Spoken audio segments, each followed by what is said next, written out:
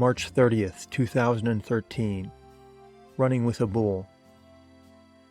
Katie and I were back to biking this morning. We headed out in the dreary weather, but after a day of rest, we were both in good spirits. In the early afternoon, we followed quiet, single-lane roads through drab gray towns.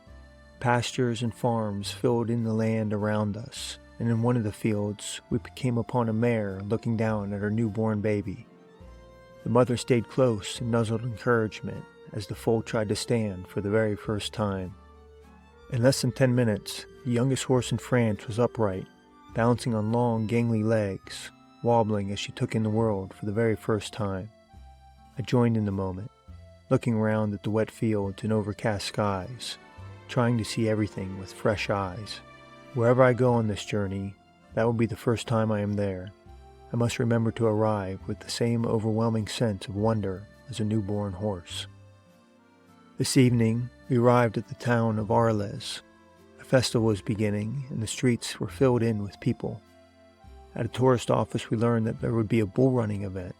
I've seen videos of the famous running of the bulls in Pamplona, Spain, and I've long considered it something I would like to do.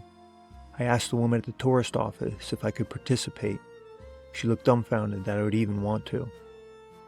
Across the center of town, a corridor had been constructed with a heavy metal fence with gaps large enough for a person to squeeze through. The bulls ran one at a time with 6 cowboys on white horses corralling them as they went, 4 in the front and 1 on each side.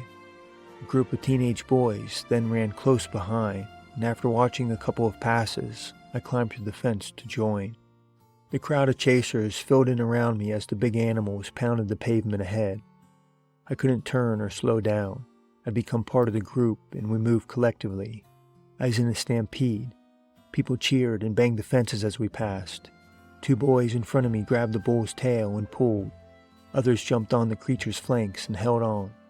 The big animal slowed, then stopped in the street. Some of the boys pulled out their smartphones, while the rest gathered in close to pose triumphantly with the bull, getting a picture of themselves with the animal's butt. After a moment, the bull shook everyone off and began to run again. The experience was exhilarating.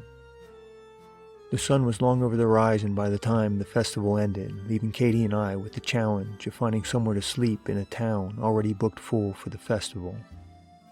None of the hotels we tried had any vacancy, and finding a spot to sleep outside of town was going to be tough in the dark. I wasn't sure what we were going to do, and Katie spotted a sign for a campground that was tucked into a neighborhood at the edge of town. A friendly French man in his 50s greeted us at the gate. He had 1 spot left on a soggy patch of grass, and fortunately, there are 2 trees right there as well. Katie and I are sharing a hammock tonight, squeezing us tight together so that she's mostly on top of me. I don't mind though. I like when she's close to me.